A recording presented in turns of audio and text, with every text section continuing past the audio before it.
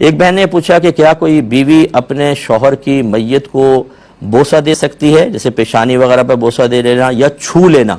یہ بلا حائل چھو سکتی ہے کہ نہیں؟ دیکھیں اچھی طرح یاد رکھیں کہ جب انتقال ہوتا ہے تو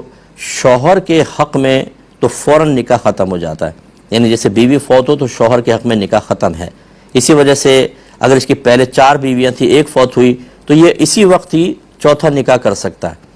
اگر یہ نکاح فوری طور پہ ختم نہ ہوتا تو پھر تو یہ 5ویں بن جاتی، اور 5 عورتوں کو بیک وقت نکاح میں رکھنا منع ہوتا، تو دنیاوی حکم کے لحاظ سے اس کا نکاح ٹوٹ جاتا ہے فوراً۔ لہذا شوہر اپنی بیوی کو چھو نہیں سکتا اور کوئی معاملات نہیں کر سکتا، نہ غسل دے سکتا ہے۔ ہاں اگر حائل ہے، کوئی کپڑا وغیرہ جیسے کفن ہے، اس میں یہ کر سکتا ہے کہ مطلب قبر میں اتار رہا ہے تو اپنی زوجہ کو اپنے ہاتھوں سے اتار سکتا ہے، جنازے کو کندھا دے سکتا ہے، لیکن بلا حائل چھونا یا اس کو غسل دینا یہ زوجہ کو نہیں دے سکتا، نکاح فوراً بریک ہو جاتا ہے۔ لیکن جیسے میں نے کہا یہ دنیاوی لحاظ سے،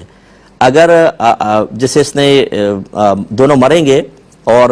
آخرت میں ہوں گے تو یہ میاں بیوی کی حیثیت سے اٹھیں گے، دنیاوی قانون کے اعتبار سے، دنیاوی احکام کے اعتبار سے شوہر کا نکاح فوراً ٹوٹتا ہے، لیکن بیوی کا نکاح فوری طور پر نہیں ٹوٹتا۔ یہی وجہ ہے کہ اس کو عدت ہوتی ہے اور دوران عدت کسی سے نکاح نہیں کر سکتی، لہٰذا عورت اپنے شوہر کو چھو بھی سکتی ہے، اسے غسل بھی دے سکتی ہے۔ یاد رکھیں اگرچہ ہمارے یہاں رواج نہیں ہے، وہ دے سکتی ہے، تو اس کے لیے پھر یہ جیسے بہن نے پوچھا یہ پروسیس اس کے لیے بالکل جائز ہے۔ لیکن قربان جائے ہمارے گھر کے بڑوں کے، جن کو معذرت کے ساتھ ہر ایک کی بات نہیں کر رہا ہوں، لیکن جن کی کر رہا ہوں وہی برا مانیں گے بیچارے، دین کی ABC معلوم نہیں ہوتی، شوہر کو اس کمرے میں نہیں داخل ہونے دیتے جہاں زوجہ کا انتقال ہوا، جنازے میں کندھا نہیں دینے دیتے، قبر میں اتارے تو نہیں تمہاری بیوی نہیں رہی، حرام ہو گئے، پیچھڑ جاؤ پیچھڑ جاؤ۔ ارے بھائی آپ جو چیز حرام نہیں ہوئی اس کو حرام کر رہے ہیں۔ بروز قیامت دونوں میاں بیوی کی حیثیت سے اٹھیں گے تو دنیاوی کچھ احکام ہوتے ہیں، ایسے بیوی پہ اتنی پابندیاں لگا دی جاتی ہیں کہ وہ شوہر کو نہ دیکھ سکتی ہے، نہ کچھ چھو سکتی ہے، کچھ نہیں کر سکتی، حالانکہ اس کو تو ابھی نکاح بھی نہیں ٹوٹا، وہ تو چھو سکتی ہے، غسل تک دے سکتی ہے۔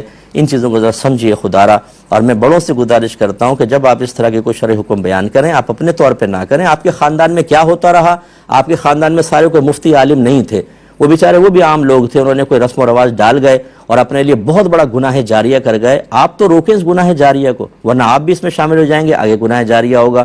ایسے کوئی بھی موقع ہے کسی اچھے مستند مفتی صاحب سے رجوع کریں، ان سے پوچھیں کہ ہمیں کیا کرنا چاہیے کیا نہیں، آپ کو جواب ملے اس پر عمل کریں۔ ایک